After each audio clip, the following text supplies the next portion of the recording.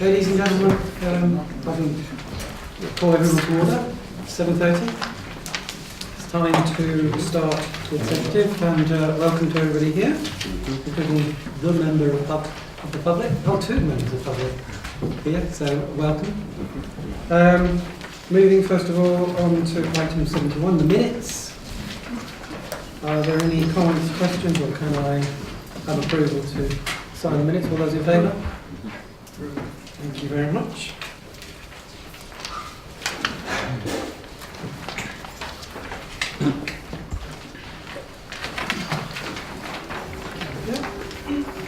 Item 72, any apologies? No apologies. Item 73, decorations and Charlotte. Thank you, Chairman. I have a personal and prejudicial interest in item 77, the future ICT supply options, as my husband's company has dealings with Northgate. I'll leave the room during the discussions of this item. Hopefully come back up. Yeah, no escape. Anthony? Sorry, I have a personal interest in that. I do work for IT Services business in London, but they don't have any interest in this contract.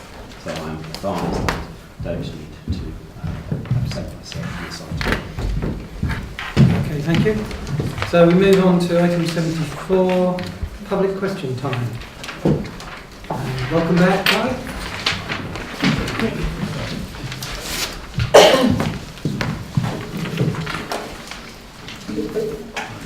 Charlotte. My question is, can you tell me the number of children in the borough who did and the number who did not get their first choice of primary and secondary school places in September 2014, and how did that compare with September 2015? Thank you, Mr. Jones, for your question. Local authorities are required to provide the Department for Education with information relating to the admissions round on National Officer Day, which is the 3rd of March 2014 for secondary school and 16th of April 2014 for primary.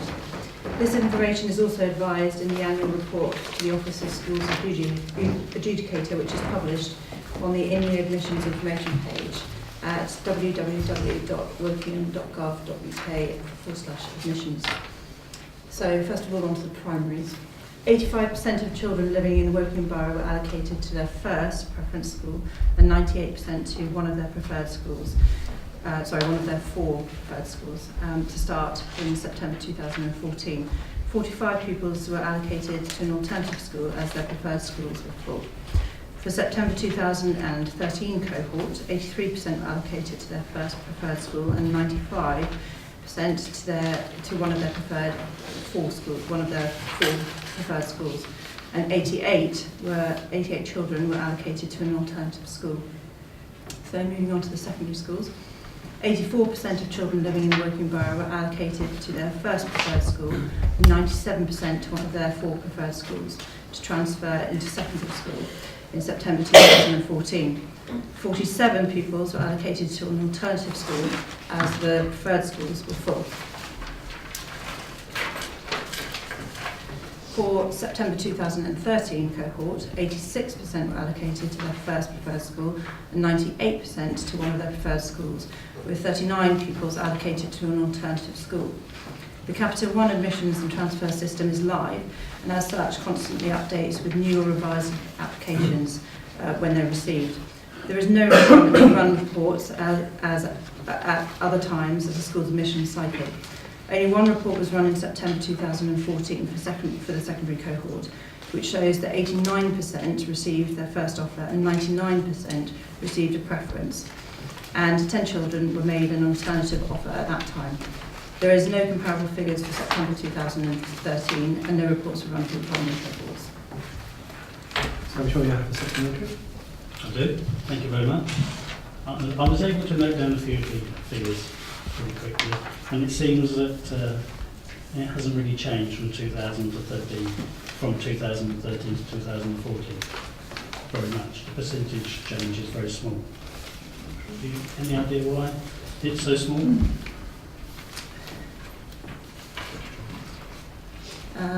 It has changed a little bit, but we have In terms of the actual cohort of children, the cohort has continued to grow in primaries and in secondaries, but we've continued to increase our numbers of capacity within our schools as well to meet that capacity as well. So that's good news for all of our pupils, is what I would say. But also to give you some context as well, what I would say is that currently 87.5% of our schools are good or outstanding, judged by Ofsted to be good or outstanding, and only 12.5% are requiring improvement. And at this point, none are judged to be inadequate.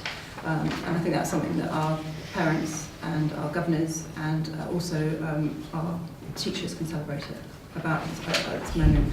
It's a continuing trajectory going upwards, and I think that this is something that I know that perhaps you might want to write about in your publications going out, and this is a very good picture for all of our schools. And for all of those children who I mentioned this evening who can't get into their first choice and maybe get one of their 4 choices, and also the very small proportion of children who don't get any of their choices, the very good news is that, as I said, 87.5% of our schools are good or outstanding, and that's really, really good news. Thank you. Thank you. That's the last public question. We then move on to member question time. Now, excuse me, for the benefit of the 2 residents that are here, I just want to put a bit of explanation because we need to do some juggling. One of the questions that we've got in from a member is what we would classify as part 2 item, which can only be discussed and answered effectively in private because it's confidential. I also believe that another of the questions, the second part to it, is also a part 2. So what we're planning to do is, because we have a part 2 item right at the end of the meeting, which is the Town Centre Regeneration Site Assembly, is we'll take the question that is wholly part 2 then, just before that, and we'll also take the supplementary that's a part 2 then as well. So we'll answer the first part in public and the second one in the part 2. So on that basis, I notice Tom's not here. No, I don't know when he is. We were expecting him. Okay, well we'll pass over that. If he comes in by the time before we get to the end of the those questions, then we'll take it. Otherwise, we'll get a written answer. So, Prue, would you like to come up and give us your question? Thank you. And can you read it out, obviously? Yes, obviously for the camera. Yes, it's a question for Philip Martin as Exec Member for Regeneration and Communities. Only a few months ago, you bought a town centre property in Bush Ward. Now you're proposing buying another property in the town centre that wasn't in your original scheme. The landowners of Woking must be putting their prices up and rubbing their hands with glee, knowing you may be in the market for town centre properties. Will this be the last property purchased by Woking Borough Council to be added to the cost of the town centre regeneration? Thank you for your question, Prue. I think first of all I must say that unlike the cartoon in today's Times, I'm not seeking the town hall, so that can be clarified straight away. The council considers all opportunities which arise very carefully and only acquires sites when they are necessary for delivering the council's vision and priorities. All purchases must be in line with the council's constitution and meet certain criteria to achieve best value for residents. They must be purchased at or below the property valuations, and such valuations are conducted both internally and through expert local property advice to ensure the agreed purchase price meets the council's best value requirements. They must deliver a clear benefit for the community, and in the case of regeneration, this being the delivery of a successful and improved town centre. But this also might be benefits such as meeting a need for additional sheltered housing or delivering additional leisure facilities, such as the new sports pitches proposed for Grace Farm. In terms of the purchases made for the regeneration project, we've also seen many additional benefits arise. The purchase of Peach Place in 2010 was primarily made because the private sector had failed over decades to successfully bring forward a deliverable scheme, and there seemed little likelihood it would ever happen. The council is now in a position to actually deliver a viable and self-funding scheme which will regenerate the town centre and provide the variety of shops and leisure facilities within Wokingham that our residents tell us the town centre desperately needs if it's to thrive. The purchase of Peach Place has also allowed us to address the large number of vacant units which the previous owner had left within that part of the town, adversely impacting upon the rest of Wokingham and creating a very unattractive town centre experience. Following acquisition, we filled the units very quickly, in the main with local independent traders, and have maintained tenants within them throughout the period. The purchase of Bush Walk earlier this year provided us with further opportunity to support our local independent traders, ensures that there was no third party adjacent to our holdings who could hold us to ransom in our scheme with the site, also benefiting from an increase in value upon us purchasing due to the marriage value with our adjacent holdings. And that was substantial and immediate. In addition to our commercial properties, our commercial properties continue to generate a regular income stream for the council, which allows us to help make such purchases self-funding, as well as generating surplus, non-taxpayer dependent income streams for the council, which can be used for the delivery of council services and investing back into the community. The property currently being considered will also provide substantial financial and community benefits for our scheme, and this will become more apparent when we're able to advise on what the property is involved. Many of these benefits are in direct response to comments made by our local residents during consultation on the regeneration proposals, and we will continue to review the town centre properties and attempt to acquire those that bring further benefits to the town and that can be acquired at the low cost. And as I advised the chairman, I think I was supposed to call it this meeting, I do have a supplementary and it will fall into part 2, so I'll wait until then to ask it. Thank you, Greg. I'd just like to add a couple of comments as well. Residents are constantly asking us to control the usage of retail outfits, typically 18 shops. You can only do that if you actually own the property. So there are some fringe benefits of owning property because it gives us that control. So that's the end of the public member question time. So we'll move on to item 76 on page 16 to 38, the shared building control services, and I believe that's you, Paul. Would you like to talk to it? Thanks, Angus. My arm's not on. I'd like to propose the paper on the formation of a shared building control service. The recommendation is that you approve the creation of an internal building control service as set out in Appendix 1 and delegate authority to the Director of Environment, the Director of Finance and Resources and the Executive Member for, and there's a mistake here, it's not internal service, it's resident services now, but I can correct that on the way through, to finalise and enter into the service agreement. The background to this is that the hosting and ownership of the service will require the 2p transfer of Royal Borough Windsor and Maidenhead staff from Windsor to us, and also the move of some of their data across, which they will pay for. There is at the moment on the table a termination agreement with no clause, no fee of 12 months, and in the event of termination we've agreed that the staff also will be transferred back. So we're protected against being stuck in a long-term agreement that we can't get out of in the event of something changing or something going wrong.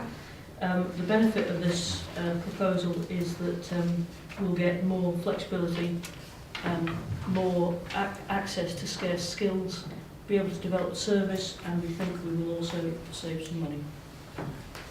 So, any questions? I've got Charlotte. Any other? And Philip. Charlotte? Thank you, Chairman. This seems like a positive move. I was just wondering, point 3 on the first page of that 16, about the staff being tupied over.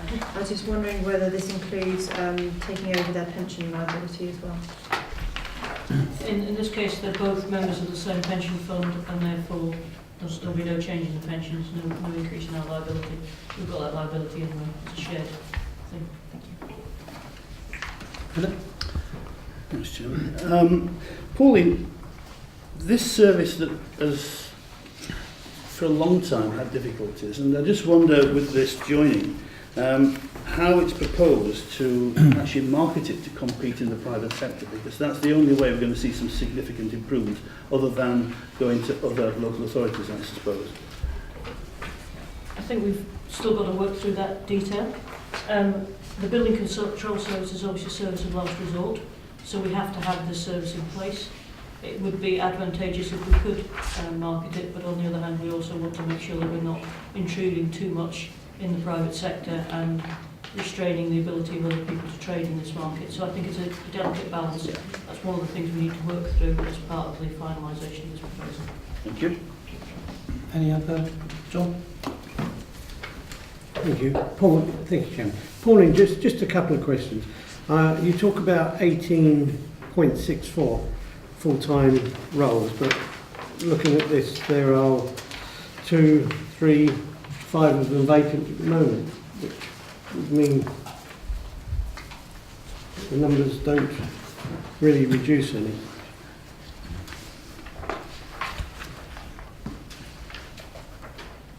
Page 33. Yeah, I'll look at the data.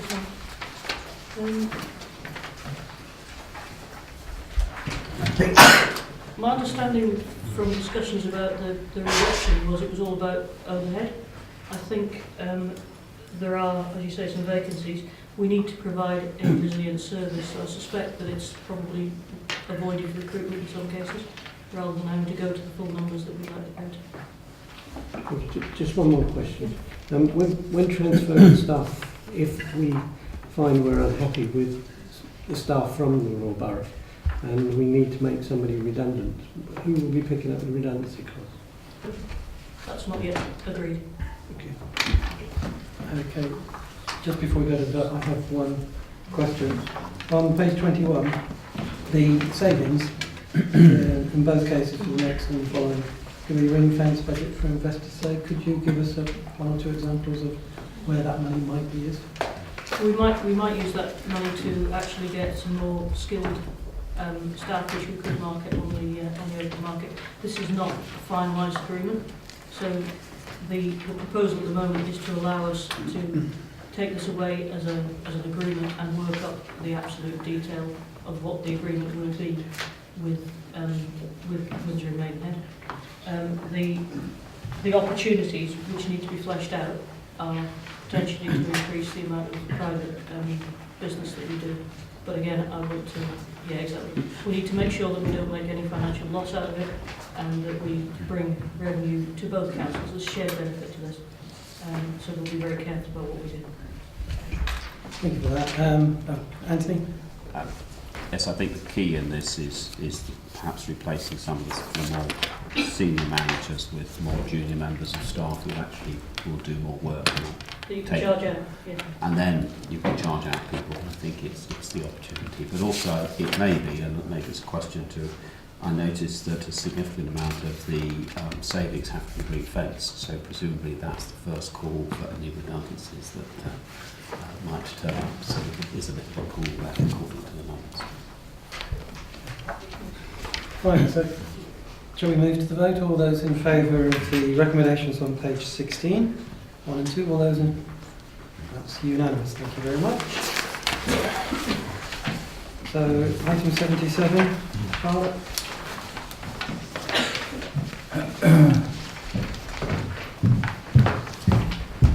Pages 39 to 44. Pauline again. Thank you, Keith. This is to do with our IT service, currently provided by Northgate. We entered the contract with Northgate in December 2010. It reaches a break point in December 2015. We need to start looking at what the solution is going forward. There are 3 options that have been considered, which we'd like to reduce down to 2. The first option is to extend the current contract with Northgate for another 2 years. The second option is to initiate a procurement process to re-tender the whole of the IT service. And the option 3 is a mixed economy, which is potentially using a variety of different suppliers, depending on their particular skills, to bring together an integrated bundled service. So the proposal here is to move to the next stage. and look at the potential options and evaluate it. Any questions? Philip? Thank you, Chairman. Pauline, you talk of the 4 towers you're considering. I have always felt that there's a 5th tower there that's just lurking in the background, and that's the printing area. Because clearly if we're moving forward in IT, we've got to think of digitalising and also looking at overall reductions. And if we can digitalise and reduce paper at the same time, that'd be a very good thing to add into this contract. That's a fair comment, Philip. We've actually done quite a lot in printing already. We run a shared printing service with Bracknell, which has reduced our costs a fair bit. We also are doing a project at the moment around Modern Gov, which should reduce the amount of paper agendas and draft papers that get posted around the place. That is progressing well under Anne Hunter at the back there. And I think that gives us the opportunity to save quite a lot of money. There's far too much paper, especially draft paper, in this organisation. The other thing we're looking at is the ability to serve, through Modern Gov, more papers to the public, so it's easy for the public to bookmark when papers, when they're interested in something, so they can get updates, access them electronically rather than constantly getting new paper versions posted to them, and generally make things easier for everybody. That is progressing. It will never be the answer for everybody, unfortunately. There are still people who do not use electronic devices who want paper, so we're going to have to find a mixed solution to all these things that mean that the members of the public, particularly, who can't use electronic devices or don't wish to use electronic devices, still have access to the data that they require in order to be fully engaged with the council. Any other questions? Otherwise we'll move straight to the vote. All those in favour, please show. That's unanimous. You want to get Charlotte? Thank you for that. We'll move on to item 78, the South Wokingham Distributor Road, pages 45 to 52. Just wait until John gets comfortable. And John, can you introduce us to this one, please? Thank you, Chairman. This is being brought forward to the Executive today. It's the South Wokingham Distribution Road, which is to serve the SDL development in South Wokingham. At the same time, bring forward another opportunity to circumnavigate the town rather than some of the more congested routes. This was consulted on, and there was a clear public preference for the central alignment. 81% of the 304 people who responded. The northern route, which was the 3 routes. For the northern route, there was a 12% preference, and there was the southern route, which was only 6% preference. Those supporting the central route requested a change to the consultation, that's 86% of them, to run a little further south of Knoll Farm, and this was an option that we now refer to as option B. And to avoid the loop around the water attenuation pond adjacent to East Hampstead Road. The report seeks the agreement of the Executive to continue more detailed work on the central alignment in line with the consultation, which I am here to recommend to the Executive tonight. Thank you. So, any questions? Angus? Thank you, Chairman. This is in my ward, apart from anything else. There obviously are some sensitivities left. I fully support the recommendation, but in moving forward, since we started work on this, we have had to purchase a Grays farm, and there will be enormous benefits to that site when it comes on board as a sports location to have access from the Southern Distributor Road. And there is obviously other sensitivities about the floodplain, which I'm sure, well, I know has been taken account of. The third one is revised access to Lovegrove, the primary school, which is right next to the alignment that we're now choosing, where it currently comes off East Hampstead Road, and the line between that will be houses. Just one other note of interest, because I've heard somebody concerned, shall I say, about the move of Wokingham Motors at the end of Molly Millers. And just to remind people that Wokingham Motors used to be where Tesco's is now, and therefore we have moved them once already. Or we haven't, because that move of Tesco's, of course, went on appeal. Okay, Angus, part of this money will be used to work out how access is given to Grays Farm and also Lovegrove School, so that will be included in it. And any other questions? Yeah. Paul? Slightly tangential. I'm interested in this proposal. I'm very concerned about traffic noise in general, and I wonder if you could give us a comment about any impact on traffic noise in this particular proposal. And also, whilst you're at it, I wonder if you could give us some confirmation about your involvement in the traffic noise on the M4, as I'm very, very keen to make sure that we both support the consultation and the proposals for Quiet Tower, etc., and also make our feelings felt to make sure that the government actually do what we want. Thank you, Pauline. Although it's not the subject, we are very keen to keep the noise levels down. In fact, what we want to do is reduce the noise level. So two things we'll be doing. A, we'll be making sure that we're using the latest generation tarmac, which does reduce the noise considerably if you've driven on the M4. Plus, as part of our consultation with the Highways Agency on the M4, we are asking for them to put in bunds or screening to reduce the noise to existing. And whenever we build a new road, if we build a new road, the distributor road, for instance, the Northern Distributor Road, that will have a bund more or less along the length of it, which will stop the noise from the A329, which is a concrete road, which is unlikely to be resurfaced in the near future. Any other questions? I just have one observation.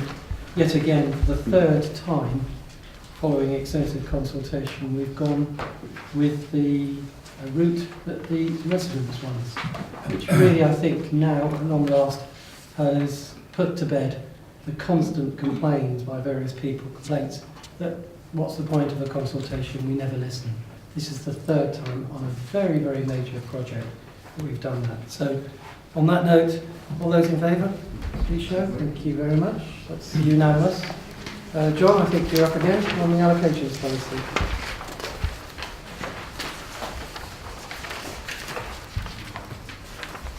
Thank you, Chairman. I mean, this is about allocating social housing.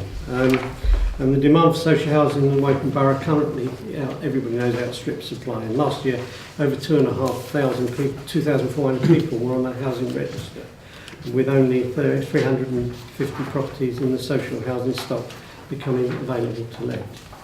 Over the last 2 years, members have expressed their wish that the allocation policy be updated, but more importantly, be made transparent and open. Changes introduced in the Localism Act 2011 encouraged us to revise the allocation policy and clarify those who have a realistic chance of being rehoused by being given clearer idea of the housing prospects and enable sensible, considered letting to deliver sustainable communities.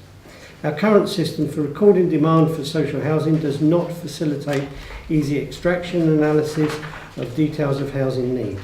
And in fact, we run 3 different systems, and if you want to look at anybody's status, you have to consult all 3 systems. The new banding system will provide a mechanism for easily identifying detailed need. The housing allocation policy is a fair and transparent way for the council to decide who should be allocated social housing, and will require consultation with existing tenants, applicants to the housing register and the stakeholders affected. The new policy will make a clear prioritisation for rehousing and issues that will affect the chances of individual rehousing, and introduce the banding system to replace the existing point system. A good, clear allocation policy reduces the risk of legal challenge by making allocations to the properties transparent, with the method of prioritising applicants being clear and open. The allocation policy supports the vision that our borough is recognised as a desirable place to live. successfully housing people in the borough assists with the increase in the vibrancy of our community. A sensitive allocation policy can enable us to shape sustainable communities to balance need with community sustainability and community cohesion, and in many cases help vulnerable people. And as such, I recommend this allocation policy to the executive. Okay, any Charlotte? Thank you, Chairman. A short while ago, we brought the Young People's Housing Strategy to this executive board, and I was just wondering, do you feel that this paper, this allocation housing strategy, will therefore make it easier for children in care and vulnerable young people to access housing in this borough? I think what it does do is make the whole thing clearer. There's no magic answer to that. I mean, one of the things that came forward in that excellent paper that you put to the council was the fact that we were reconditioning places like Seaford Court. I think what we really do need to look at is specialist housing for young people, and when somebody, especially people who we are corporate parents to, we don't do our duty just by putting 18-year-olds into housing. They're not grown-ups when they reach 18 in one day. I think we have a long way to go with regards to that. But I think the sort of care that the sort of housing that Seaford House will provide is a good start. Julian? More of a comment, John. I think it's an excellent paper. I fully support it. I think it actually brings clarity to a number of areas that our residents have been asking for a number of years. And I think what it does is actually puts everyone on an even playing field, so they actually know where they stand. So I think that's got to be congratulated. Thank you. Pauline? Yeah, John, just to say, I'm particularly pleased to see that on page 63 we still have some exceptional circumstances which allow us to exercise discretion. I've had some recent experience of discretion being exercised recently, and I think it was exactly the right thing to do, and I'm glad that there is still some room for common sense in this policy. I would say, Pauline, part of the driver of this was to make that facility available. Thank you. I have a question. Clearly we've got, as you've mentioned, 2,400 people on the waiting list at the moment. I'm assuming they're all going to be reassessed onto the banding, the new banding. Can I have your assurance that there is a good process to do that, so that there is a minimum disruption to those 2,400 people on the list? Chairman, I think I'd go even further in that and assure you that we are now asking questions because the SDLs give us a once-in-a-lifetime opportunity to house as many people with 13,500 houses, and 35% of those being affordable, and WHL as well making contributions. And what we are doing now with people, where in the past we used to ask the question, where would you like to live? We now ask the question, where would you not like to live? Because then we can allocate new houses to those people. So we're being a lot more proactive. Thank you. If there's no more questions, we'll move straight to the vote. All those in favour for the recommendation, please show. That's unanimous. Thank you. John, you're up again. London Bridge Park and Ride. It shows the breadth of your portfolio. Yes, they'll do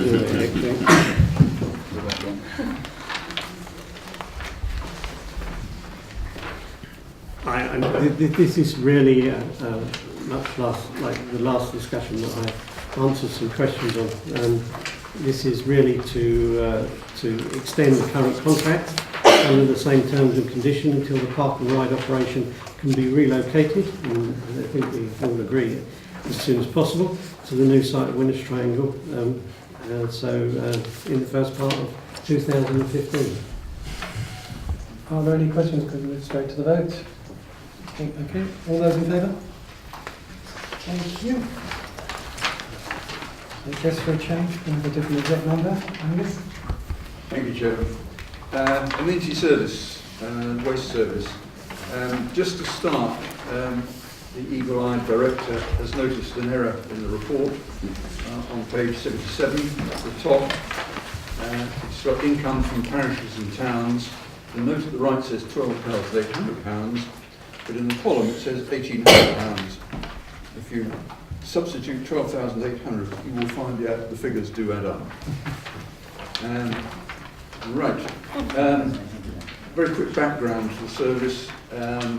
We had a skip service for many years, and this predates the introduction of the household waste recycling centres, which came in about 7 or 8 years ago. And the service has continued since then. In fact, some of the town and parish councils have actually added to it, which explains the varied costs to different councils because they paid for these additional services. And in fact, on the reverse way, 2 of the parishes actually pulled out of the service. I must thank the Overview and Scrutiny Committee for considering this subject, and part of their report is at the top of page 78, rather than the map you presenting this. They did meet twice, and on the first occasion, 9 of the town and parish councils were represented.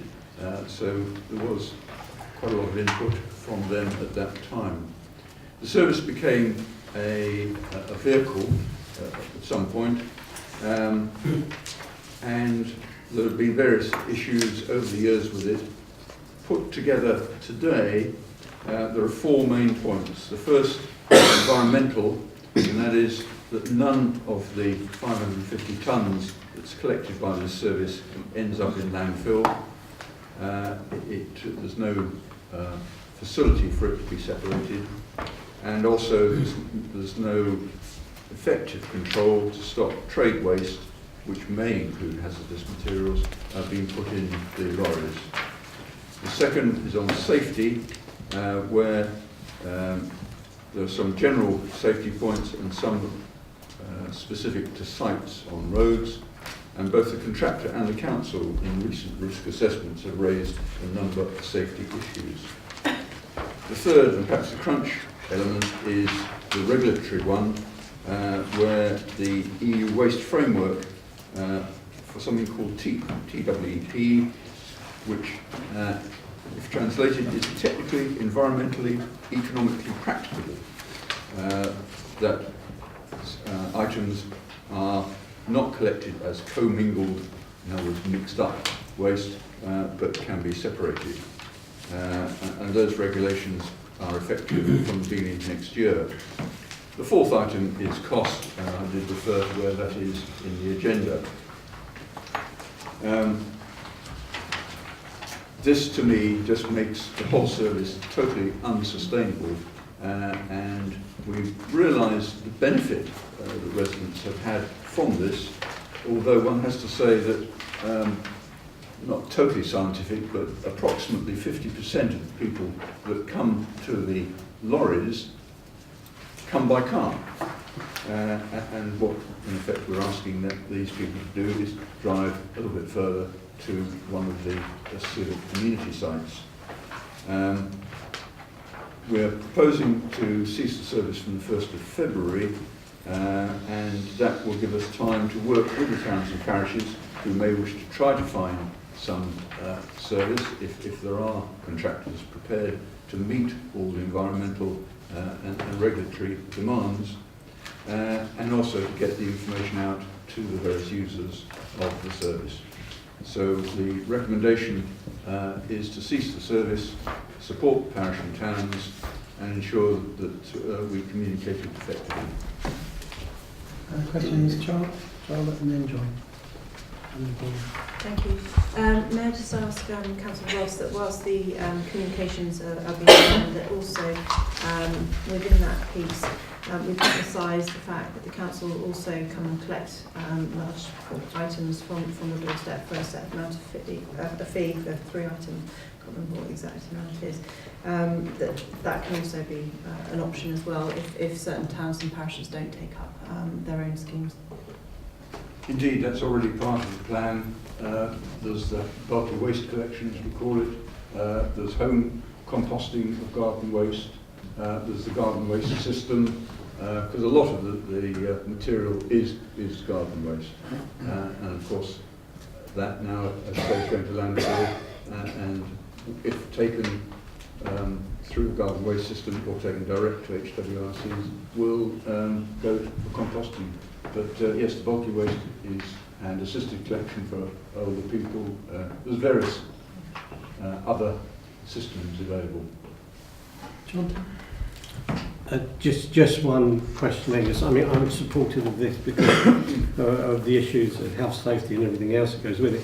But I happened to pick up the Finch Hampstead Parish magazine today, and it's got the dates of the skip all the way through to March. Can we just make sure that on our website we make it clear that these will be ended, because I think an awful lot of people will probably still be planning, especially over the Christmas period. Yes, as I say, the service will be continuing until the end of January. We've taken steps to ensure that those sites which have any particular safety issues, we've tried to ameliorate in that period. But we'll have to concentrate our main efforts of communication on those sites which would have had a collection at the beginning of March, beginning of February. Thank you. Thanks, thank you. I'm disappointed with this in that I think quite a lot of residents, particularly in the more outlying areas, actually value the service and would like to continue to use it. I do recognise, however, that if the EU waste framework cometh, there is very little we can do about it. So I'd just like your assurance that is the reason that we're doing this, and we really don't have a choice. On that basis, I would thought it would be very difficult for town councils to get their own service, because we haven't got another way of doing it. The ability to provide a service, I think, may be difficult. It will require some way of separating the materials. The other point I would make is that we are the only service, definitely within a few miles of, a good few miles of here, that the only council that provides such a service. But yes, I realise the value it has to some residents, and we will try and help as much as possible. Philip? Thank you, Chairman. Angus, it strikes me that the withdrawal of these may give us an increase in fly tipping. Is there anything that's been planned to monitor that and to manage it if it happens? There, I think we went through the same discussion and argument when we introduced the blue bags, and on that occasion there was no significant increase in fly tipping. Yes, it's a concern. Yes, we do monitor it, and the main efforts on the sites will be to talk to people, what we intend where there are collections between now and the end of January. There will be leaflets available for people to take away. So we'll do everything we can to go away from that. It is a danger, but we'll work our best to stop it. John, again? Just putting my enforcement hat on, Angus, I can tell you we find the sort of people that fly tip were not the sort of people that would use the skips.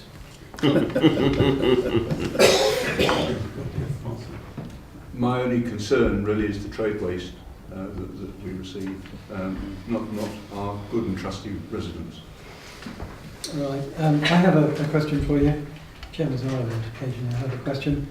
Can you confirm, and it's picking up Pauline's point, that even if we made zero savings on this, we still would have to cease the service on the basis of safety, environment and the legislation? Yes.